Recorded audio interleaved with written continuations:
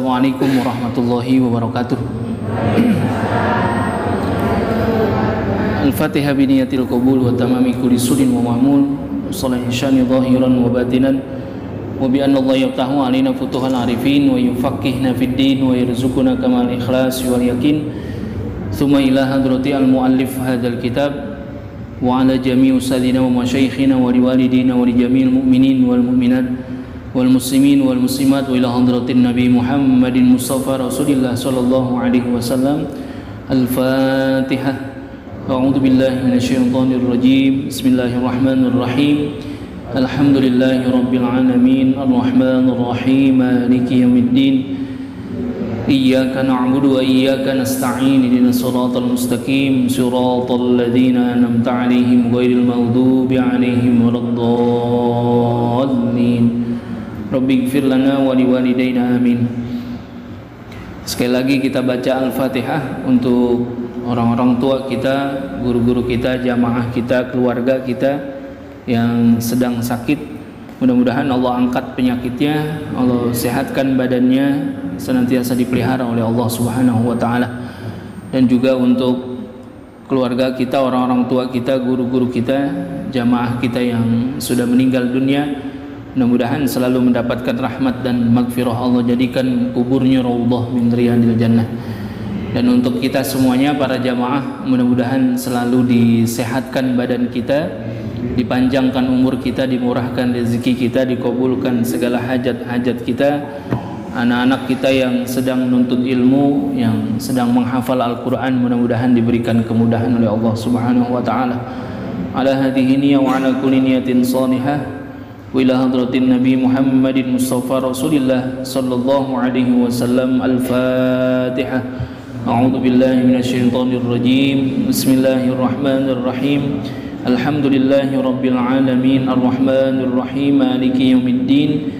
Iyyaka na'budu wa iyyaka nasta'in ihdinas siratal mustaqim siratal ladzina an'amta 'alaihim ghairil maghdubi 'alaihim waladdallin. Rabbighfir lana wa liwalidayna amin. Bismillahirrahmanirrahim. Alhamdulillahi rabbil alamin wassalatu wassalamu ala asyrafil anbiya'i wal mursalin wa ala alihi wa sahbihi ajma'in. Rabbi yassir wa la tu'assir, rabbi tamim bil khair, rabbi shrah li sadri wa yassir li amri wahlul 'uqdatam min lisani yafqahu qawli. Qalu subhanaka la ilma lana illa ma 'allamtana innaka antal alimul hakim.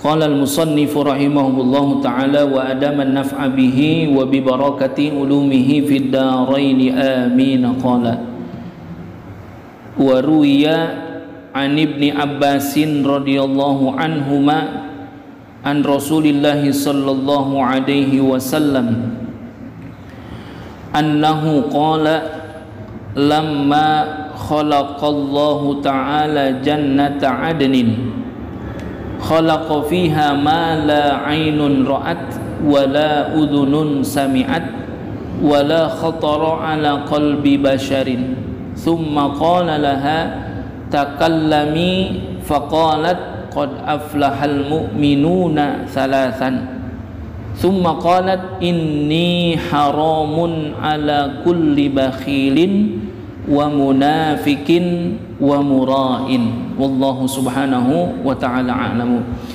Hadirin jamaah sekalian yang saya hormati dan saya muliakan, dan mudah-mudahan selalu dimuliakan oleh Allah Subhanahu wa ta'ala. Alhamdulillah, pada kesempatan malam hari ini kita masih diberikan banyak nikmat oleh Allah Subhanahu wa ta'ala, sehingga kita masih bisa melaksanakan kewajiban kita sholat maghrib berjamaah. Mudah-mudahan seluruh rangkaian ibadah kita diterima oleh Allah Subhanahu wa ta'ala. Salawat teriring salam selalu tercurah limpahkan kepada baginda Nabi besar kita Muhammad sallallahu alaihi wasallam, kepada para keluarga dan sahabatnya. Mudah-mudahan kita senantiasa istiqomah menjalankan syariatnya, sehingga kelak nanti di yaumil qiyamah mendapatkan syafaatnya. Amin ya rabbal alamin. Kita lanjutkan bacaan kita. Bismillahirrahmanirrahim. Wa ruwiya an Ibni Abbasin radhiyallahu anhuma an Rasulillah sallallahu alaihi wasallam, ya. Diriwayatkan dari Sayyidina Ibnu Abbas, ya. Ada sahabat Nabi namanya Abdullah bin Abbas, ya. Radhiyallahu anhuma, mudah-mudahan Allah meridhoi akan keduanya. An Rasulillah sallallahu alaihi wasallam, dari Nabi kita Muhammad sallallahu alaihi wasallam, annahu qala, bahwasanya sesungguhnya Nabi pernah bersabda, ya. Lamma khalaqallahu ta'ala jannata adnin, ya. Ketika Allah Subhanahu wa taala menciptakan surga Aden, ya, jannatu adnin. Jadi dalam riwayat surga Adnan itu diciptakan dari batu yang berwarna putih bersih, ada surga tuh. Jadi ada surga itu ada nama-namanya. Jadi kalau bicara tentang surga itu di sini disebutkan khalaqa fiha ma la ainun ra'at wa la udhunun sami'at wa la khatara ala qalbi basharin. Jadi ketika Allah menciptakan surga Aden, ya, nanti kan banyak nama-nama surga, ya. Ada surga Firdaus, ya. Ada juga surga yang khusus diberikan kepada orang-orang yang puasa Ramadan, ya. Ini ada kekhususan memang. Jadi ada, walaupun bicara tentang surga itu adalah tujuan yang satu, akan tetapi ada beberapa surga yang diberikan kepada manusia sesuai dengan amalan-amalannya, gitu, ya. Nah, ini ketika diriwayatkan oleh Ibnu Abbas dari Rasulullah SAW, Allah itu ketika menciptakan surga Aden, khalaqa fiha ma la ainun ra'at wa la udhunun sami'at. Allah menciptakan itu surga Aden itu sesuatu yang belum pernah mata itu melihat, ya, wala udhunun sami'at, dan telinga itu belum pernah dengar. Jadi kalau sekarang ada gambaran tentang kenikmatan surga, itu hanya gambarannya saja. Tapi bagaimana kenikmatannya yang dilihat dan didengar itu belum pernah ada. Ya, jadi di sini disebutkan mala ainun ra'at wala udhunun sami'at. Jadi Allah itu menciptakannya di dalam surga tersebut sesuatu yang belum pernah dilihat orang dan belum pernah didengar. Kayak apa itu? Nah, jadi kalau sekarang dikasih gambaran itu hanya gambaran saja. Wala khatara ala qalbi basharin, dan belum pernah terlintas di dalam hati manusia sekalipun. Jadi kalau sekarang kita suka ngebayangin ada satu tempat yang begitu luar biasa indahnya, ya, kita membayangkan mungkin surga kayak gini, ya. Ya, itu cuma bayangan aja. Tapi sejatinya surga itu malah ainun ra'at. Ya, belum pernah orang ngelihat itu kayak apa keindahannya. Wala udhunun sami'at, dan belum pernah telinga itu mendengar bagaimana luar biasanya keindahan surga. Wala khatara ala qalbi basharin, dan belum pernah terlintas di hati manusia sekalipun. Tsumma qala laha takallami, ya. Kemudian Allah Subhanahu wa taala itu berfirman, ya. Tsumma qala laha. Jadi Allah Subhanahu wa taala itu berfirman, Allah yang bicara, ya, kepada surga nih, ngomong. Allah Subhanahu wa taala ngomong kepada surga itu, takallami, bicaralah engkau, ya, berbicara engkau. Jadi surga itu ketika diciptain disuruh ngomong tuh sama Allah, ya. Ini atas izin Allah, ya. Ya, jadi segala sesuatunya makhluk yang Allah ciptakan dengan izin Allah, maka dia akan berbuat sesuai dengan kehendak Allah Subhanahu wa taala. Lalu kalau kita ada bayangan, kalau surga diciptakan oleh Allah, lalu surga itu disuruh ngomong, bagaimana ngomongnya, ya, kan gitu. Tapi jangan dibayangin begitu kita. Kalau dibayangin begitu nggak sampai akal kita, ya, nggak sampai itu. Jadi kalau sekarang kita ada surga diciptain sama Allah, kita belum pernah ngelihat surga itu kayak apa, belum pernah dengerin apa yang ada di dalam surga itu kayak apa, dan belum pernah terlintas di dalam hati kita. Lalu surga ini disuruh bicara oleh Allah. Kita bayangin kayak apa itu bicaranya surga, sedangkan surga aja kita belum pernah tahu. Apakah surga itu punya mulut, apakah punya telinga dan sebagainya. Nggak usah dibayangin itu, mah. Jadi yang perlu kita pikirin adalah bagaimana hakikatnya ciptaan Allah, tapi jangan kita pikirin kayak apa itu. Jangan. Yang sekarang mesti kita pikirin, besok tanggal 14 Februari apa yang kita pilih, kan gitu, ya. Gitu ya. Itu karena menentukan masa depan kita ya, masa depan bangsa gitu. Itu boleh itu pakai akal sehat itu mah, ya. Kalau 14 Februari besok pakai akal sehat mikirnya, jangan pakai nafsu, ya. Kalau pakai nafsu nggak dapet tuh, pakai akal sehat. Tapi kalau ini nggak, jangan dibayangin kayak apa, surga itu bisa bicara di hadapan Allah Subhanahu Wa Taala. Ini karena kuasa Allah, gitu ya. Jadi tsumma qala laha, Allah berfirman kepada itu surga setelah diciptakan. Udah jadi, udah rapi, udah beres, itu surga diciptakan oleh Allah. Takallami, kata Allah, bicaralah engkau. Ya. Faqalat, nah, dengan izin Allah surga itu ngomong tuh. Qad aflahal mu'minuna thalathan. Ya, surga itu ngomong qad aflahal mu'minun. Beruntunglah orang-orang yang beriman. Salasan, sebanyak 3 kali. Jadi surga Aden itu ketika diciptakan oleh Allah Subhanahu Wa Taala, Allah berfirman, takallami, bicara engkau. Ngomong tuh surga. Qad aflahal mu'minun, qad aflahal mu'minun, qad aflahal mu'minun. Karena di sini disebutkan dalam hadits ini, ya, surga itu mengatakan qad aflahal mu'minun salasan, sebanyak 3 kali. Ini menandakan bahwasanya ada keberuntungan yang luar biasa yang didapatkan bagi orang-orang yang beriman. Itu. Jadi memang surga Aden itu disiapkan untuk orang-orang yang beriman, yang betul-betul keimanannya tidak melenceng. Nah, dengan keyakinan yang luar biasa tuh. Qad aflahal mu'minun, qad aflahal mu'minun. Mudah-mudahan kita termasuk di dalamnya nih ya. Ya, dimasukkan ke dalam surga Aden, yaitu surga yang disiapkan untuk orang-orang yang beriman kepada Allah Subhanahu wa Ta'ala. Tsumma qalat, ya. Jadi setelah dia mengatakan qad aflahal mu'minun, ya, bahwasanya surga itu luar biasa berbicara, sungguh sangat beruntunglah orang-orang yang beriman, ya, sampai 3 kali. Tsumma qalat, lalu kemudian surga itu berkata lagi setelah mengatakan qad aflahal mu'minun, inni haramun ala kulli bakhilin. Ya. Jadi beruntung orang-orang yang beriman itu akan masuk ke dalam surga Aden. Beruntung mereka. Tapi surga itu ngomong lagi. Bukan berarti ketika dikatakan qad aflahal mu'minun semuanya orang-orang yang beriman itu akan masuk ke dalam surga Aden. Tapi surga itu mengatakan inni haramun ala kulli bakhilin. Sesungguhnya aku ini, ya, inni haramun, haram atasku bagi siapa? Ala kulli bakhilin, bagi setiap orang yang kikir, gitu ya.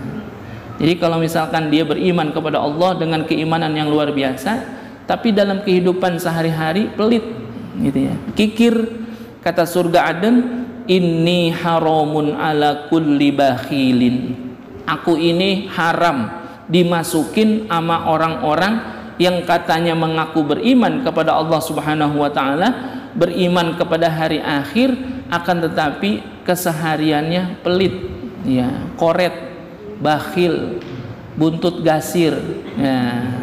Apalagi banyak dah ya istilah-istilah yang kita gunakan untuk orang-orang yang pelit. Apalagi madit. Ada ya Bang Madit itu ya, medit, ya, itu luar biasa tuh. Ala kulli bakhilin, bagi orang-orang yang pelit ternyata haram surga Aden itu dimasukin, walaupun dia bicara tentang keimanan tuh. Ala kulli bakhil, orang yang pelit itu susah masuk surganya. Dan bahkan orang yang pelit itu nanti di kuburan dihimpit apanya? Oleh hartanya. Tuh luar biasa. Kan sering ngomong gitu ya, orang pelit kuburannya sempit kan gitu. Ya, kuburan memang sempit ya.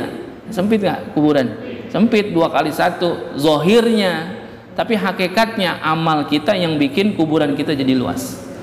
Ini ada satu riwayat Pak, ada orang yang pelitnya luar biasa. Jadi ceritakan ada seorang laki-laki tua, ya, punya usaha luar biasa nih.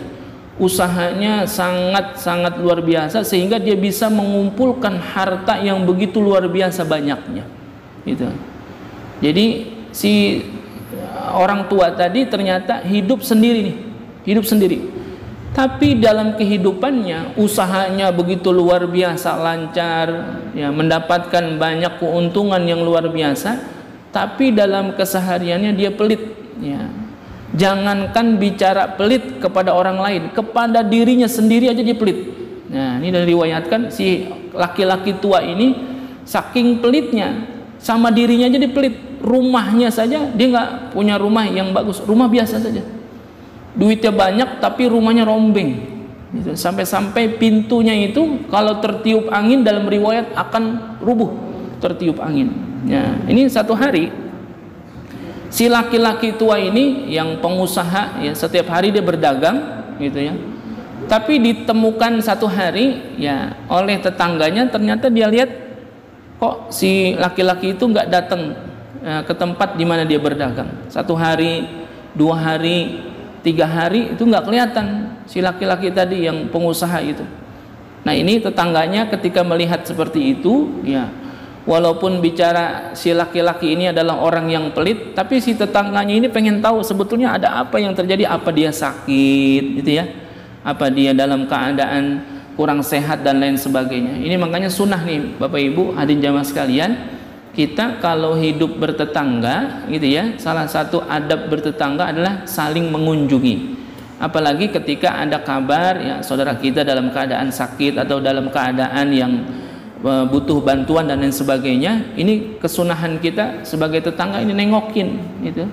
Kayak begini nih, kan biasa kita sholat maghrib berjamaah, sholat isya berjamaah, lalu ada jamaah kita yang nggak hadir, ya, biasanya nggak hadir kok sehari 2 hari kok nggak hadir ke masjid, ada apa nih? Tengokin tuh, sunahnya begitu, afdalnya begitu, sunahin, datengin ke rumah, tengokin, datang ke rumahnya, lihat kenapa dia, apa sakit kan gitu, apa mungkin tersinggung karena ada apa namanya pengajian di masjid yang ngomongin tanggal 14 Februari dia tersinggung kagak mau datang ke masjid lagi, kan begitu. Tengokin, tanyain ada apa, kok 2 hari ini nggak kelihatan ke masjid, kemana? Nah, itu sebenarnya begitu.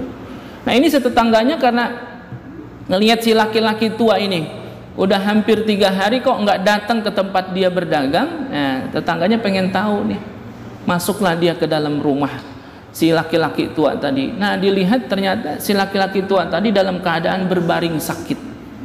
Dalam keadaan berbaring sakit. Nah, ini ketika tetangganya masuk, ya, karena emang si laki-laki tadi adalah bakhilun, yang sangat pelit sekali.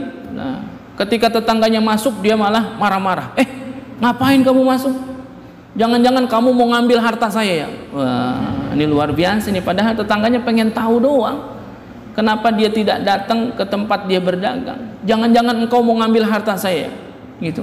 Dari mana engkau masuk, gitu. Sedangkan pintu rumah saya tutup.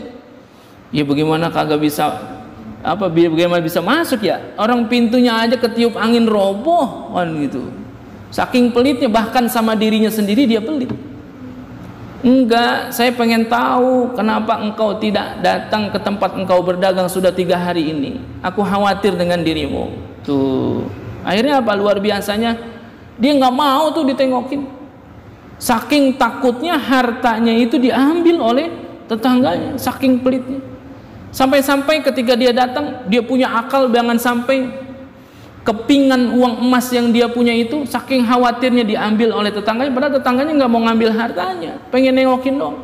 Di dalam riwayat, si laki-laki tua itu mengambil minyak, ya.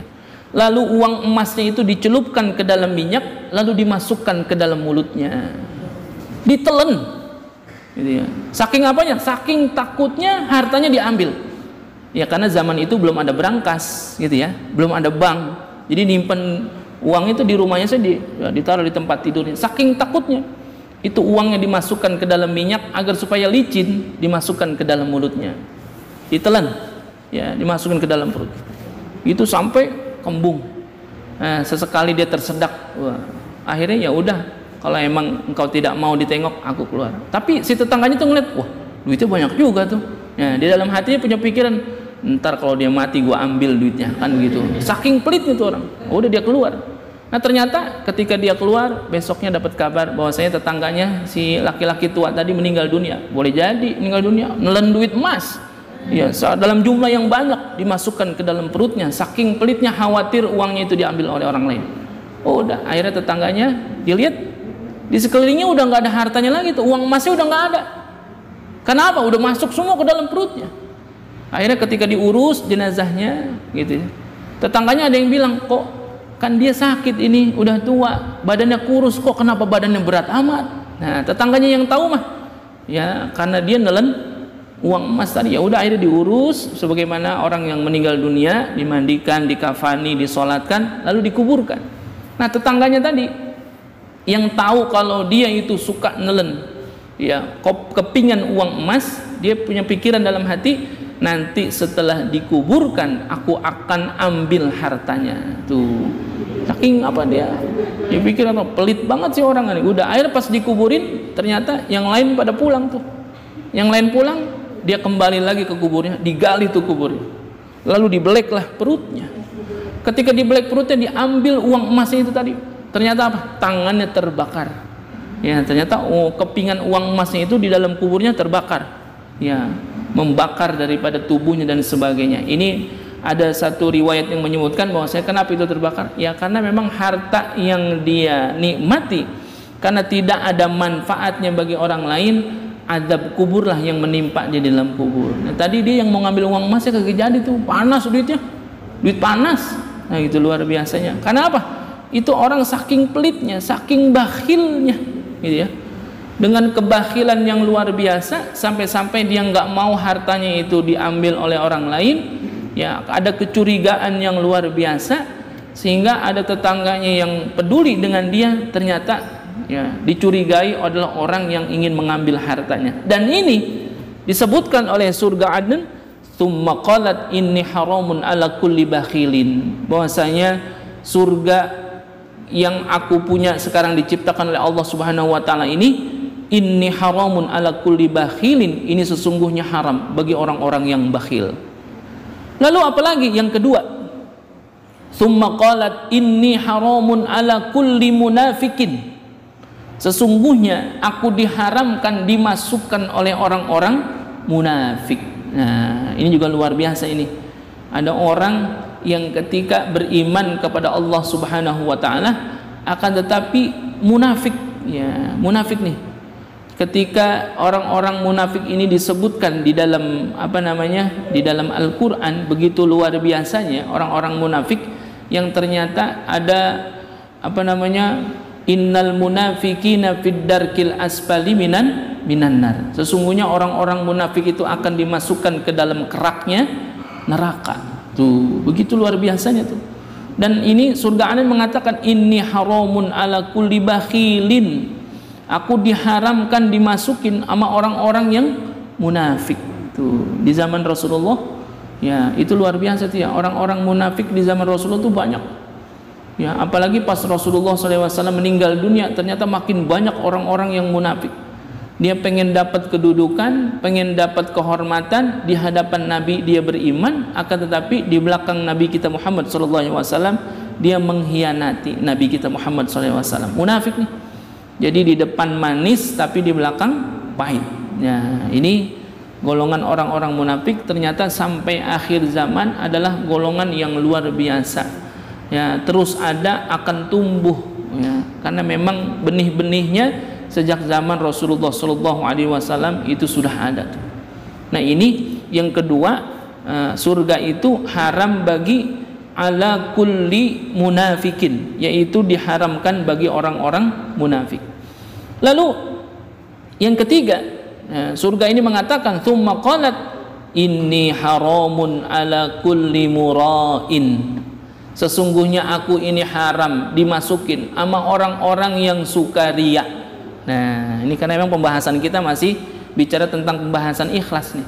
Dalam hadis ini ada 3 yang disebutkan oleh surga Aden.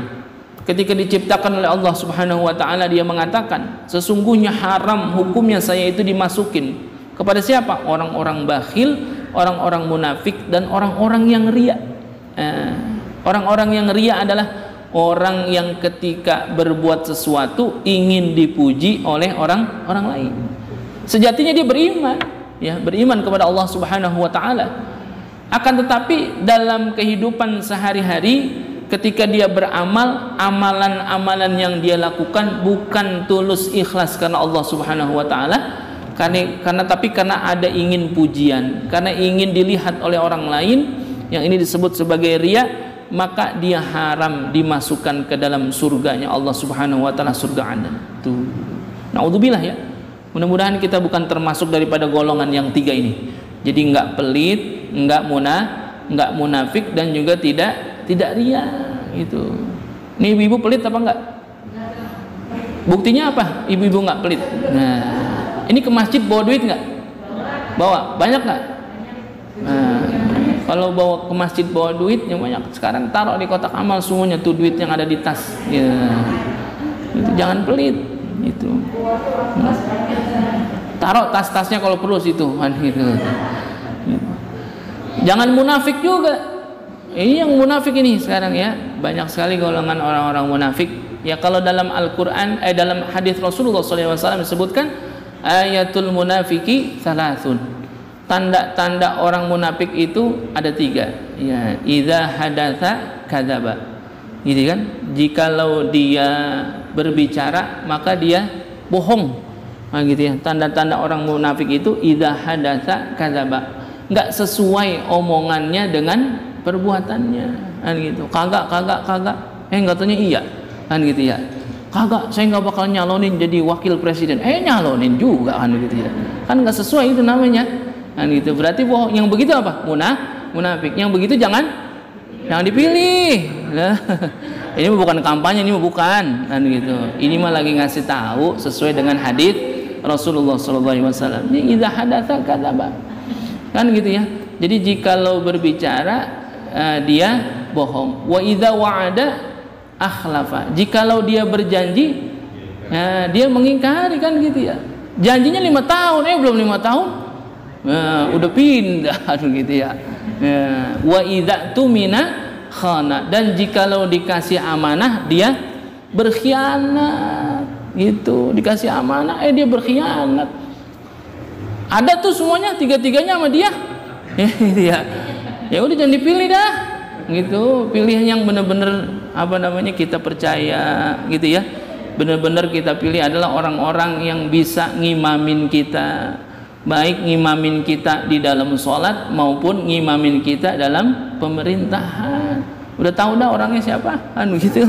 Saya nggak pakai sebut namanya, kan begitu. Itu disangka kampanye lagi di masjid. Di masjid nggak boleh kampanye. Ini mah lagi nyampein hadits Nabi, kan gitu ya. Boleh aja kan ya Pak? Boleh aja. Ya kalau kagak seneng nggak apa-apa, kan gitu. Waruya an Ali bin Abi Thalib radhiyallahu anhu annahu qala lil murai arba'u alamatin. Ya, ini diriwayatkan dari Ali bin Abi Thalib, menantu Rasulullah, ya. Sepupu Rasulullah, sahabat Rasulullah. Ini lengkap banget nih. Sayyidina Ali itu lengkap ya. Sayyidina Ali itu adalah sahabat Nabi, ya, karena kalau bicara tentang sahabat, ya kriteria sahabat itu adalah orang yang hidup di zaman Rasulullah, lalu beriman kepada Rasulullah dan bertemu langsung dengan Rasulullah, itu sahabat namanya. Ada juga orang yang hidup sezaman dengan Rasulullah, beriman kepada Rasulullah tapi belum pernah ketemu sama Rasulullah. Itu kategorinya bukan sahabat tapi tabi'in namanya, gitu ya. Kalau Sayyidina Ali sahabat juga, sepupu juga, dan menantu juga. Itu ya, luar biasa Sayyidina Ali radhiyallahu an, karramallahu wajhah. Ya, Sayyidina Ali dikasih nama gelar oleh Rasulullah SAW adalah karramallahu wajhah. Ya, mudah-mudahan Allah memuliakan wajahnya. Karena ada sebab ini, ya.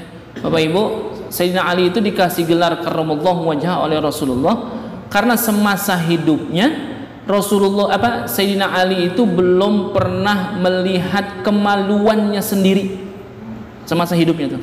Sayyidina Ali semasa hidup dari kecil sampai dia meninggal dunia, Sayyidina Ali belum pernah melihat kemaluannya sendiri. Tuh bayangin tuh. Makanya Nabi mengatakan kepada Sayyidina Ali karramallahu wajhah. Makanya kalau disebut nama Sayyidina Ali kita sebut dengan radhiyallahu an boleh. Kalau boleh juga ketika disebut nama Sayyidina Ali karramallahu wajhah. Kenapa disebut karramallahu wajhah? Karena itu Nabi yang memberikan kepadanya. Karena semasa hidupnya Sayyidina Ali belum pernah yang namanya ngelihat kemaluannya sendiri. Tuh. Kalau kita pernah nggak ngelihat kemaluan kita sendiri? Bahkan bukan dilihat dong, dimain-mainin ya kan gitu ya. Sayyidina Ali belum pernah tuh. Karena makanya disebutnya karramallahu wajhah Sayyidina Ali itu.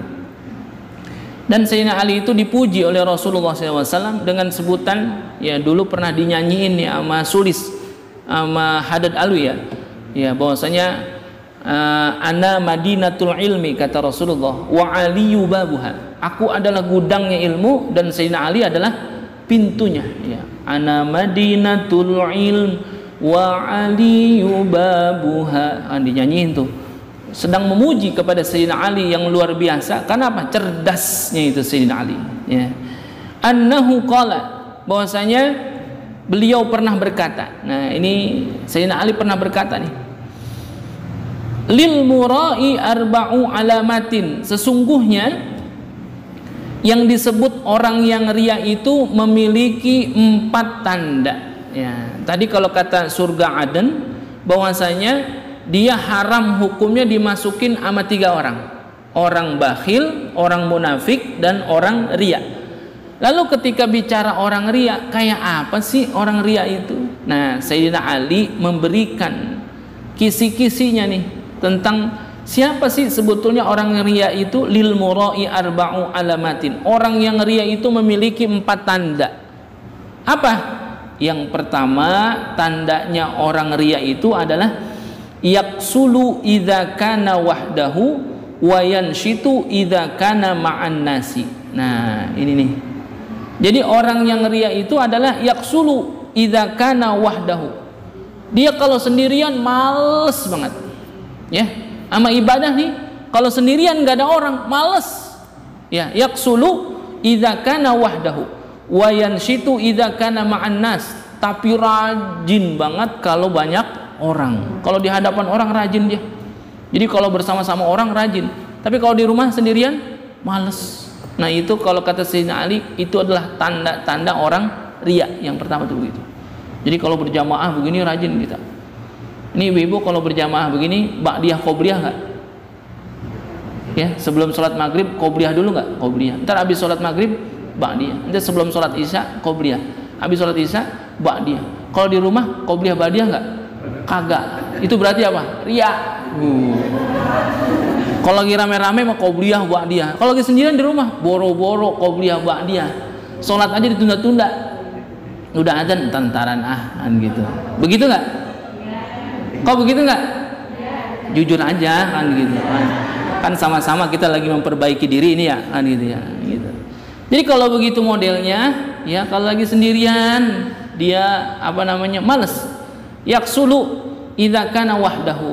Kalau sendirian itu males banget. Itu kalau lagi nyapu sendirian males. Tapi kalau lagi kerja bakti rame-rame, ulah rajin banget. Yang kagak perlu diangkat, sampai jemuran orang diangkatin tuh. Nah, saking rajinnya tuh. Luar biasa. Maling itu mah ya, jemuran orang diangkatin. Nah, itu kata Sayyidina Ali itu yang pertama. Jadi kalau ada orang yang males kalau sendirian, lalu rame-rame itu dia rajin, yaitu tanda-tanda orang ria itu. Walaupun bisa jadi ada orang yang termotivasi gara-gara ya itu ibadahnya secara berjamaah, tapi hati-hati dengan yang begitu. Kayak besok nih Ramadan ya. Kita mudah-mudahan dikit lagi masuk bulan suci Ramadan, paling nggak ada sampai 2 bulan nggak ada ya. Dikit lagi ini udah di akhir-akhir daripada bulan Rajab ya, mungkin sekitar sebulan lebih ya kita akan masuki bulan suci Ramadan. Allahumma barik lana fi Rajab wa Sya'ban wa balighna Ramadan. Salah satu amalan yang luar biasa yang kita lakukan di bulan suci Ramadan, karena Ramadan itu adalah syahrul Quran ya. Ramadan itu adalah bulannya Al-Quran. Kita kalau tadarus di masjid, di musola, rame-rame, kuat nggak? Kuat tuh. Kadang-kadang sampai sejam 2 jam. Wah. Tapi kalau sendirian di rumah, ngapa jadi malas amat ya? Nah itu juga khawatir juga kita.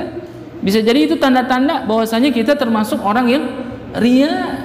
Karena di sini disebutkan secara umum oleh Sayyidina Ali, yaqsudu idza kana wahdahu wa yanshitu idza kana ma'an nas. Dia males kalau sendirian, tapi kalau rame-rame dia jadi rajin. Bagaimana sebaliknya? Kita tukar sekarang, kalau sendirian rajin, kalau rame-rame dia males. Ya, kalau bisa jangan begitu, sendirian rajin, rame-rame rajin juga. Itu. Lalu yang kedua, ciri daripada orang-orang yang riya itu adalah wa yazidu fil amali idza usniya alaihi. Gitu. Yaitu orang yang riya itu yazidu fil amal, akan bertambah daripada semangatnya, ya. Idza unsiya alaihi, jikalau bersama-sama orang, rame-rame itu, rajin, bersemangat apabila bersama-sama orang. Ya, jadi semangatnya bertambah gitu. Ketika melakukan sesuatu ada ghirah yang luar biasa kalau ngerjainnya secara bersama-sama. Tapi kalau sendirian dia kagak tuh. Ya. Jadi wa yazidu fil amali. Jadi akan bertambah itu amalnya. Gitu. Jadi semangat dia gitu ya. Idza wa yazidu fil amal artinya bertambah semangatnya kalau dia ngerjainnya secara bersama-sama gitu. Jadi kalau yang begitu modelnya, ya kita introspeksi dah diri kita. Kita itu termasuk orang-orang yang riya apa bukan? Karena yang tahu ya diri kita. Karena bicara riya itu penyakit hati, dan kita juga nggak boleh juga menuduh orang itu berbuat riya. Itu kayaknya dia rajin banget deh ke masjid, riya amat, nggak boleh juga. Ya, karena riya itu penyakit hati, orang nggak ada yang tahu. Nah yang tahu siapa? Ya diri kita. Makanya introspeksilah diri kita. Gitu. Kira-kira kita termasuk orang yang rajin ketika sama-sama atau males sendirian? Apa ketika bertambah semangatnya bersama-sama dibandingkan dengan sendirian? Kita yang tahu. Kita introspeksilah diri kita. Dan juga idza unsiya alaihi, ya, wa yankusu idza dzumma bihi. Nah, jadi kalau yang pertama males, kalau sendirian rajin ketika sama-sama, dan juga ketika sama-sama semangatnya itu beda. Dan juga ketika idza unsiya alaihi, dia ketika beramal maka amalnya itu akan ditambah menjadi lebih daripada biasanya jikalau ada pengakuan, ada pujian dari orang lain. Jadi kalau dipuji sedikit langsung dia apa? Terbang setinggi angkasa. Ya, kalau dipuji dikit, masya Allah. Sekarang ente jadi rajin banget ke masjid ya. Wah, besok ya masjid masih tutup dia udah datang. Ya, masjid belum dinyalain udah datang duluan. Dipuji begitu, masya Allah. Sekarang ente kayaknya jadi tambah ganteng kalau pakai sarung, pakai peci, kan gitu. Wah, besok ditambahin sorban. Wah, itu luar biasa. Nah, jadi kalau ada pujian sedikit dia merasa jadi ditambahin lagi amalnya. Nah, itu termasuk ciri-ciri daripada orang yang ketika itu dia riya tuh. Dan sebaliknya, wayan kusu idza dzumma bihi, amalannya berkurang, gitu ya. Semangatnya berkurang. Kalau diapain? Dicela. Ya, dicela sama orang. Jadi kalau dipuji dia tinggi, tapi kalau dicela dia berkurang amalnya. Kamu ini kalau ke masjid saya liatin nggak pernah pakai sarung dah, makanya celana mulu. Nah, besok nggak datang lagi dia ke masjid. Berarti apa? Itu termasuk ciri orang-orang riya, kan gitu. Yang riya itu gitu. Nggak boleh dikasih nasihat sedikit, dikritik sedikit ngambek, kan gitu ya. Kalau di tempat saya begitu Pak, ada Pak. Ya di tempat saya ada begitu. Orang kalau dikritik dikit nggak mau datang lagi ke masjid dia. Kan gitu. Ada orang yang baru pernah ke masjid, ya. Ada orang baru pernah ke masjid, sampai di masjid yang tukang adzan kagak datang, gitu ya. Di sini kan ada tukang adzan ya. Berapa harganya? Ini dagang adzan, memang dia tukang adzan. Ya, yang muadzin yang biasa muadzin nggak datang. Dia baru tumben datang ke masjid karena nggak ada yang adzan, udah masuk waktu. Ya dia adzan aja dah. Adzan Allahu Akbar, Allahu Akbar. Ya kebetulan suaranya sih nggak bagus-bagus amat, gitu ya. Tapi karena dia baru tumben adzan, yang dengerin kurang enak mungkin. Kamu besok jangan adzan lagi dah, nggak bagus suaranya. Besok bener-bener nggak datang lagi ke masjid. Nah itu ciri-cirinya apa? Riya juga. Harusnya dia nggak peduli mau dipuji kek, mau dicela kek. Ketika dia beramal ikhlas karena Allah, ya amalnya itu dipersembahkan kepada Allah Subhanahu wa taala. Enggak ngitung-ngitung pujian manusia, enggak ngitung-ngitung celaan manusia. Karena yang dia perbuat bukan untuk manusia, bukan untuk DKM, bukan untuk RT, bukan untuk ketua lingkungan. Yang dia perbuat adalah untuk Allah Subhanahu wa ta'ala. Maka dengan demikian kita mesti hati-hati. Apa yang dikatakan oleh Sayyidina Ali radhiyallahu an, ini merupakan ciri bahwasanya orang-orang itu bisa dikatakan masih ria di dalam amal perbuatannya. Karena apa? Dia suka males kalau sendirian, lalu jadi rajin kalau rame-rame, dan juga akan bertambah semangatnya kalau dia kerjakan itu secara bersama-sama. Dan juga dia akan menambah amalannya jikalau ada pujian dari orang lain, dan justru akan mengurangi daripada amalannya kalau dicela oleh orang lain. Mudah-mudahan kita tidak termasuk yang demikian. Senantiasalah kita rajin ibadah kita, maupun sendiri atau rame-rame kan gitu. Dan juga semangat ibadah kita akan terus bertambah walaupun tidak ada orang lain di sisi kita atau di sama-sama kita gitu ya. Dan juga senantiasa kita nggak ngitung-ngitung pujian orang dan tidak ngitung-ngitung celaan orang, karena memang hakikatnya kita beribadah kepada Allah Subhanahu wa ta'ala, ikhlas kepada Allah Subhanahu wa ta'ala. Mudah-mudahan kita dimasukkan surganya Allah sebagai hamba-hambanya yang beriman, yang beruntung, yang tidak termasuk dalam pengecualian tadi, yaitu orang-orang yang bakhil, orang-orang munafik, dan orang-orang yang ria. Ini saja yang dapat saya sampaikan, mudah-mudahan ada manfaatnya. Wallahu subhanahu wa ta'ala a'lamu. Ila hadratin Nabi. Al-Fatihah. A'udzu billahi minasyaitonir rajim. Bismillahirrahmanirrahim. Alhamdulillahi rabbil alamin. Arrahmanir rahim. Maliki yaumiddin. Iyyaka na'budu wa iyyaka nasta'in. Ihdinas siratal mustaqim. Siratal ladzina an'amta 'alaihim ghairil maghdubi 'alaihim waladdallin. Amin. Bismillahirrahmanirrahim. Alhamdulillahi rabbil alamin. Allahumma shalli ala sayyidina Muhammad wa ala ali sayyidina Muhammad. Allahumma iftah alaina futuhal arifin wa faqihna fid din waj'alna minal ulama'il 'amilin wal aghniya'il mutasaddiqin wa la udwana illa 'alal zalimin bi rahmatika ya arhamar rahimin. Allahumma inna nas'aluka ilman nafi'a wa 'amalan shalihan wa rizqan halalan wa khairan katsiran bi rahmatika ya arhamar rahimin. Rabbana atina fid dunya hasanah wa fil akhirati hasanah wa qina 'adzaban nar. Sallallahu alaihi wasallam Muhammadin wa ala alihi wa sahbihi ajma'in walhamdulillahi rabbil alamin. Terima kasih. Wallahul muwaffiq ila aqwamit thoriq. Assalamualaikum warahmatullahi wabarakatuh.